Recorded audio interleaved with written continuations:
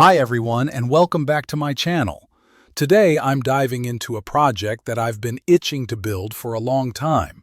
It's a blink and you'll miss it prop from Star Wars Episode 4: A New Hope. The 57C Holocam security camera as seen in the detention block aboard the Death Star. Before I dive into any build, I always start with a few quick thumbnail sketches. Nothing too detailed, just enough to get a feel for the overall shape and proportions. It's a great way to work out the basic dimensions and jot down some early build notes before moving on to anything more refined. It helps me visualize the project and catch potential issues early on. Even though it only appears for just a few seconds on screen, it's always stood out to me as a piece of classic Star Wars design. But I didn't want to just make a static replica. I wanted to bring it to life. So in this build, I'll be turning that iconic camera into something practical, a fully functional desk lamp. It's a tribute you can actually use, part movie magic, part daily accessory. Once all the research is complete and I've refined the key measurements, I move on to creating a detailed 3D engineering model using AutoCAD. This step is where everything starts to come together, visually and structurally. I'll draw each individual component and assemble them digitally to form the complete piece. It allows me to evaluate the design from every angle, check for alignment issues, and make sure all the parts fit together seamlessly. This digital mock-up is crucial. It helps identify any potential discrepancies or problem areas before I start the physical build, saving time and material in the long run. Once the main engineering model is complete, I move on to the next phase, breaking down the design into individual components for 3D printing. Since this build requires 6 identical units, it's absolutely essential that each module fits together perfectly and consistently. Precision at this stage is key.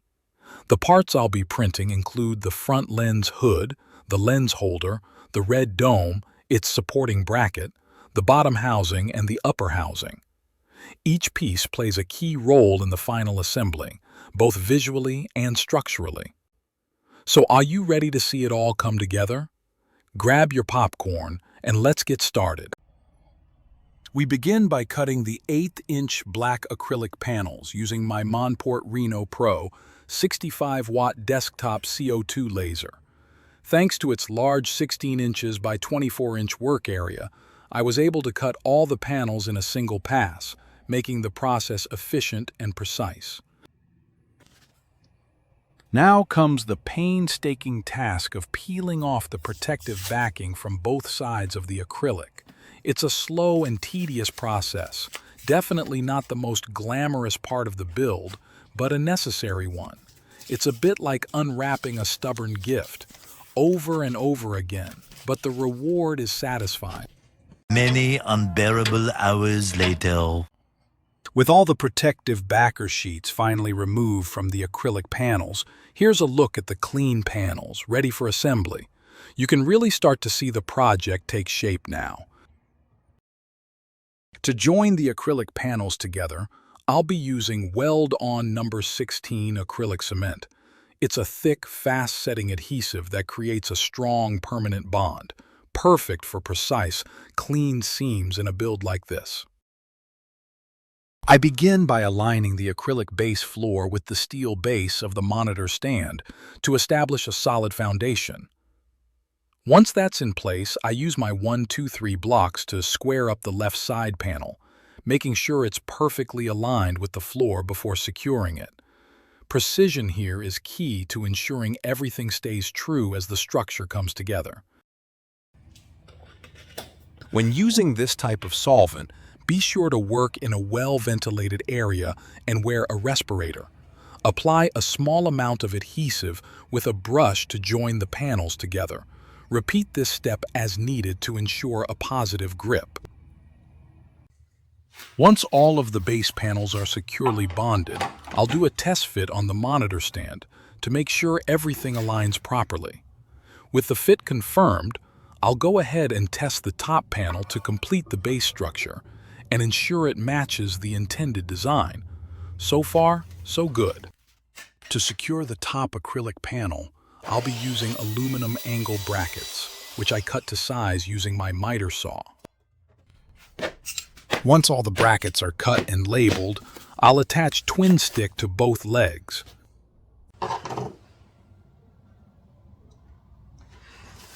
Using a flat piece of plywood as a guide, I'll attach the aluminum angle to the inside of the acrylic walls on the base platform. Then, at the very end of the build, I'll peel away the backing, align and fasten the top panel in place for a clean, secure finish without visible fasteners.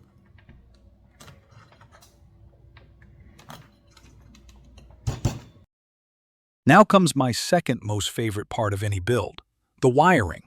Since the LEDs I'll be using run on 5 volts, I'll be powering them with a 5-volt 5-amp AC to DC power transformer. To make powering the lamp simple and convenient, I'll be using a 6-foot 18-gauge 3-prong AC power cord with a built-in inline switch. And to distribute power evenly to all circuits, I'll hook everything up through a 2x6 position terminal block distribution module. I start by using my self-adjusting wire stripper to cleanly trim the ends of the wires that will connect the LED to the distribution module. Once stripped, I give each wire lead a quick twist for a solid connection and insert the res-positive wire into a solder heat shrink butt connector. From the opposite side, I insert the red positive lead from the LED, making sure the wires overlap right in the center where the solder ring is. Then I'll use my heat gun with a reflector attachment to shrink the tubing and melt the solder, creating a secure and durable electrical connection.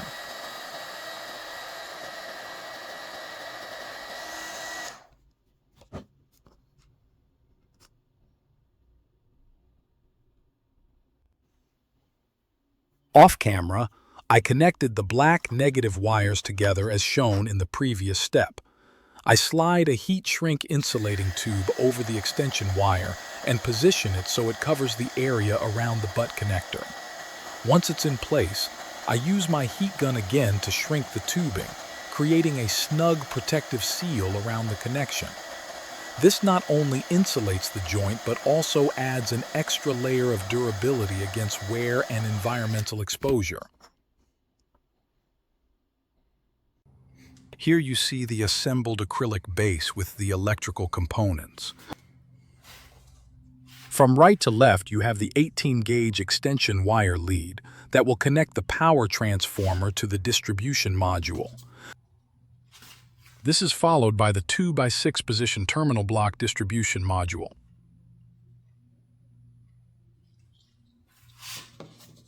And finally, here's the 5-volt 5-amp AC to DC power transformer that will supply power to the entire setup.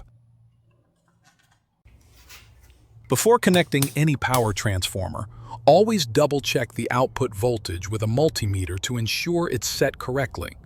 To do this, use a screwdriver to gently adjust the voltage dial until the reading is close to 5 volts. This simple step helps prevent any damage to your LEDs and keeps your project running smoothly. To confirm the wiring is all done correctly, I'll run a quick test of the electrical connections. So far, everything looks like it's working perfectly.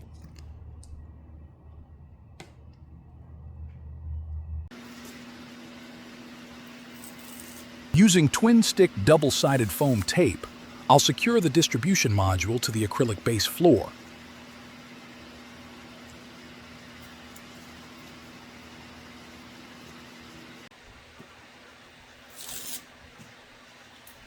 Next, I'll attach the power transformer using the same twin-stick tape method. You might notice that off-camera, I fastened the electrical wires securely to the unit for a cleaner, safer setup.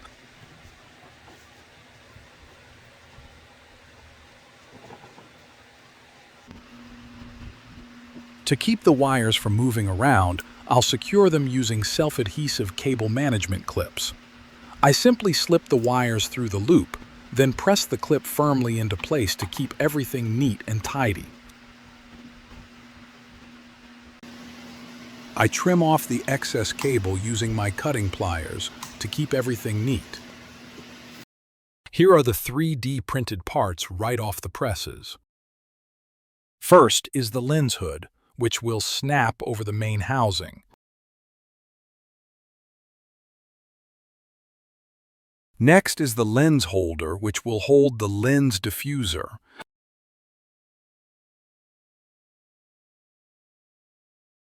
This is followed by the bottom housing, which secures a single LED bulb in place.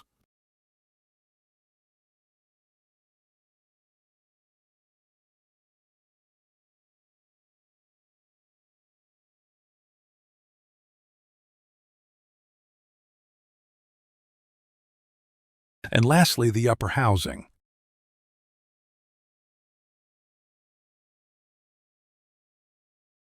To ensure a perfect fit, I'll do a dry assembly of these 4 components.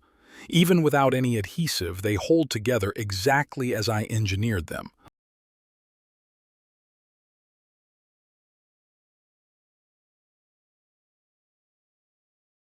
Off camera, I washed all the parts with rubbing alcohol, and then masked all 24 components with blue painter's tape to protect the glue joints, especially since the tolerances were very tight.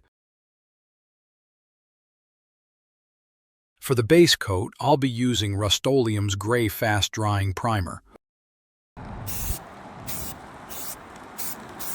Apply the primer following the directions on the back of the can. It's best to spray several thin coats rather than one heavy coat, shaking the can well between each pass to ensure even coverage.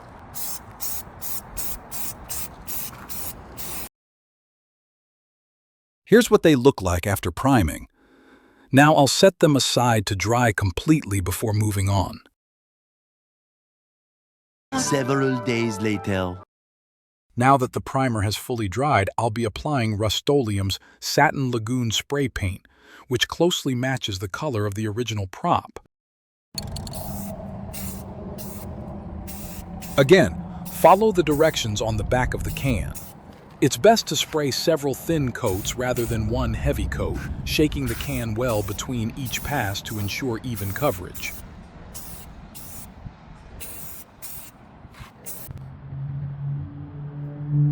And here are all 6 modules of 4 parts, fully painted and finished on both sides.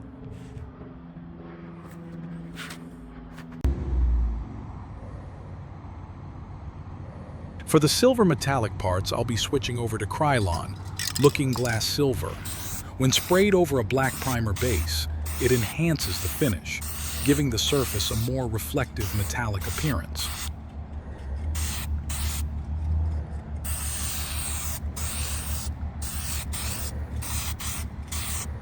One week later. Here are all the dry spray-painted components in blue, silver, and black that make up this prop. Each color was carefully chosen to match the original screen-used design. Blue Lagoon for the main body panels, silver for the metallic accents, and black for the structural and hidden antenna supports. With everything now painted and cured, the individual pieces are really starting to capture the essence of the original Detention block camera.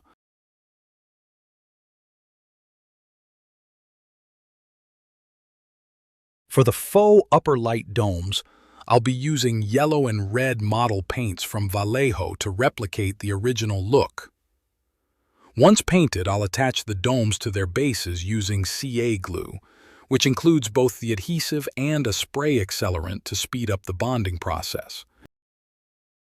To make painting the domes easier and avoid a mess, I applied double-sided tape to a craft stick and temporarily mounted 4 domes to it. This keeps them stable while I apply the red paint and ensures even coverage without smudging or fingerprints. I'll use a small plastic paint tray and add a slight amount of yellow and red paints to finish the dome parts. First, I'll paint the 4 red domes, making sure to apply an even, uniform coat. Once they're fully covered, I'll set them aside to dry completely before moving on.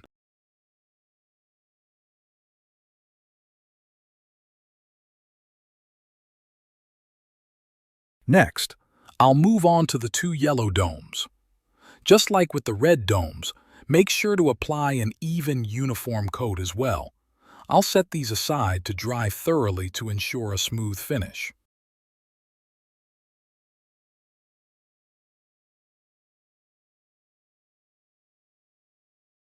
Once fully dried, I'll securely adhere the domes to their bases using CA glue for a strong, lasting bond.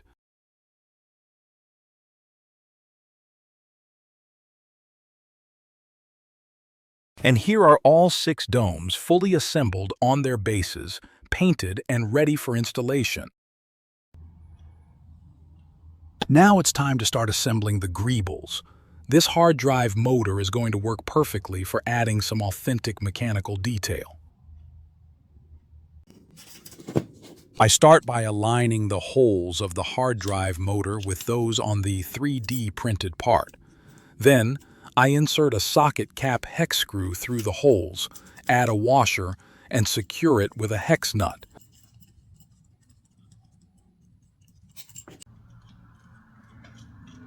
Then repeat the previous step for the other 2 fasteners.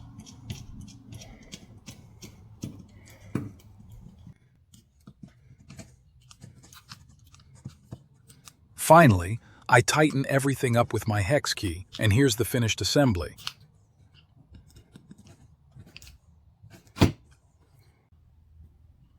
To balance out the greebles on the left, here's what I'll be using for the right side.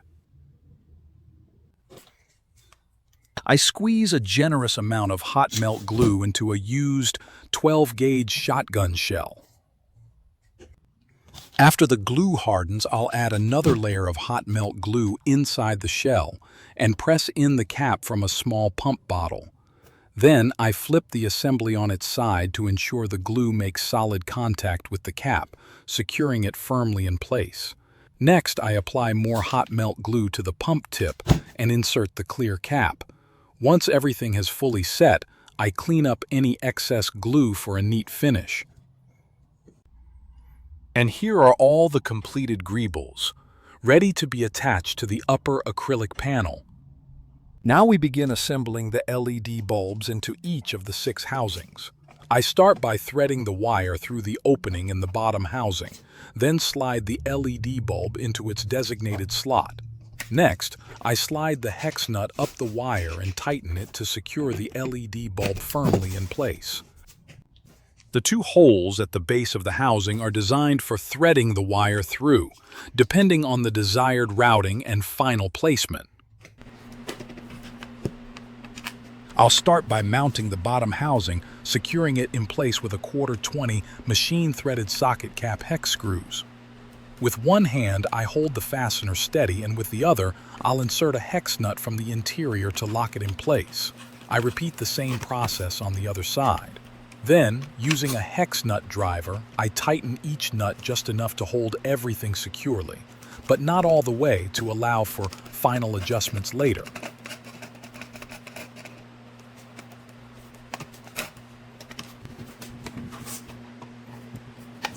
Next, I attach the upper housing to the lower one by snapping it into place, then secure it using the same method as before with socket cap screws and hex nuts to complete the camera module.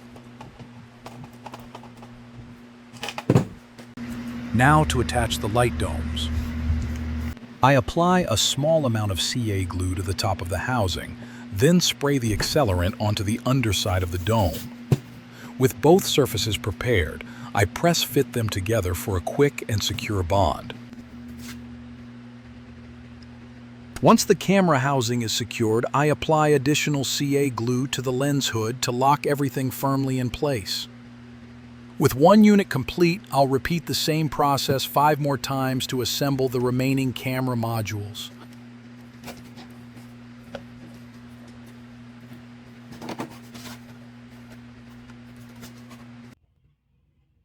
With all 6 camera units fully secured in place, Here's how the final assembly looks like.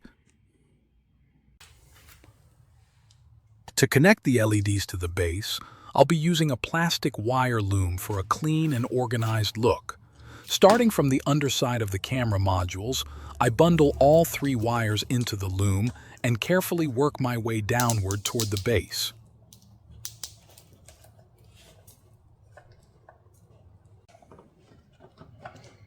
To make it easier to insert the wires, I gently spread the plastic loom apart using a flathead screwdriver, allowing the wires to slip in without forcing or damaging them.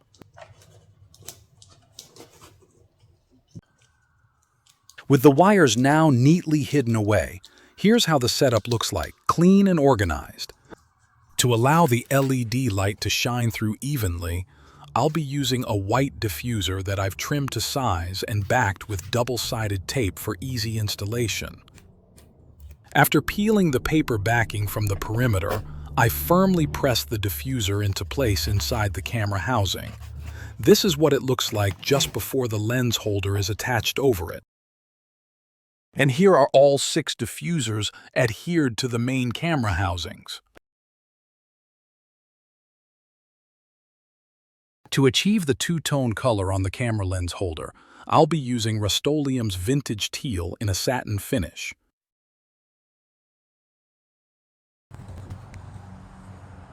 Each camera lens holder has double-sided tape applied to the back, allowing it to securely attach to the white diffuser inside the main camera housing. Once all the lens holders have fully set, I begin carefully removing the masking to reveal the finished look.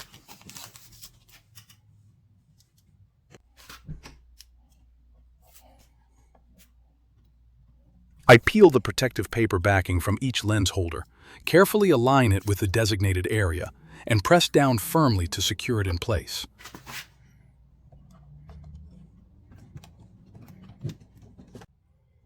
And here are all 6 lens holders securely installed inside their respective camera housings. Now I lift the finished camera housing, align it with the openings on the monitor stand, and carefully insert it into position. Before fully tightening it, I double-check the alignment to ensure everything sits properly, then secure it in place using 1/4-20 hex nuts for an even fit. Once everything is properly aligned, I'll go ahead and tighten all the hex nuts to lock the assembly securely in place.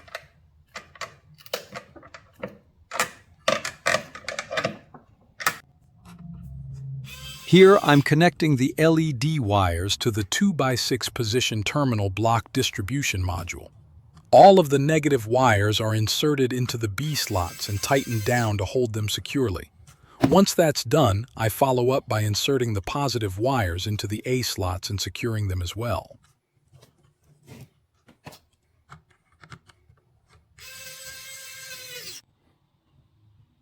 With all the wiring connections in place, it's time to test the system and make sure everything is working smoothly. Well, here goes nothing.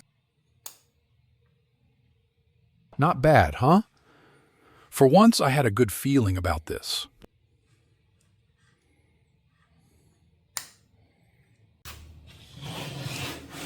To attach the acrylic base to the platform on the metal monitor stand, I peel off the paper backing from the twin-stick double-sided foam tape, carefully align it with the acrylic base, and press it down firmly to lock it in place. This method eliminates the need for screws or additional adhesives, keeping the build clean and secure. Since I only have one opportunity to get it right, this step is crucial. Proper alignment is essential because once the acrylic housing is secured in place, there's no easy way to reposition it without risking damage to it. After that step, I use several zip ties to neatly organize and secure the LED wires within the wire loom, routing it cleanly around the base of the metal monitor stand for a polished, tech-forward look that fits right in with the Star Wars universe, particularly echoing the clean, utilitarian lines of Imperial design. Now, I secure the AC power cord using the clip on the monitor stand to keep everything tidy and in place.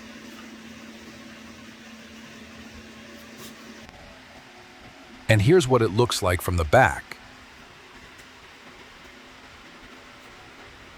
Off camera, I added several greebles to the top cover plate and applied white pinstriping to enhance that authentic Imperial look. If you enjoyed this build, please like, subscribe, hit that notification bell, and share.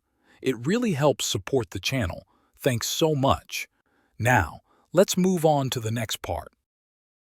Just like before, I'll attach the top cover plate to the acrylic base by hovering over it, carefully aligning it into position and then pressing it down firmly to secure it in place. Here, I'll be adding red reflective circles to both sides, each measuring about 1/2 inch in diameter. They will be positioned diagonally across from each other on both sides. Off camera, I cut 2-inch strips by 3/8 inch wide of white reflective tape into rectangles and applied them to the front of each lens hood. To ensure proper alignment, I used a piece of painter's tape across all 3 camera hoods as a guide, marked their positions, and then taped a strip onto each hood. We're in the final stretch. Now to assemble the antennas using the following components: 2 12-inch stainless steel rods, a pair of front and rear 3D printed housings, 2 1/2-inch PVC pipes cut to size, 2 1/4 T-nuts, and 2 1/4 screws.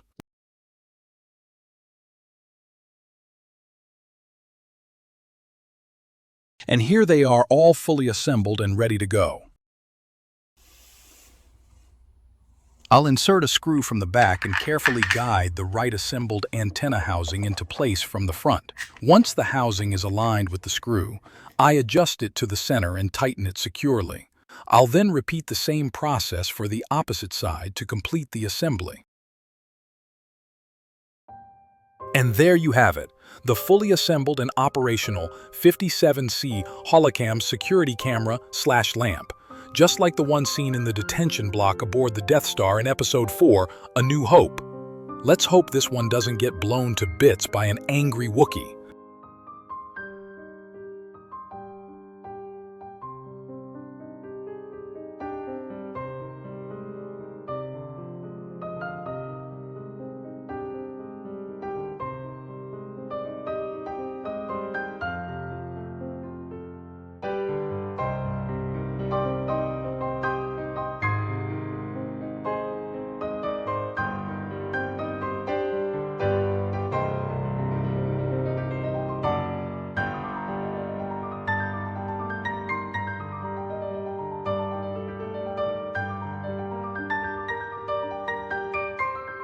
If you enjoyed this video, make sure to like and subscribe if you haven't already. Now go out there and turn the ordinary into extraordinary. Thanks for watching, and I'll catch you on the next video.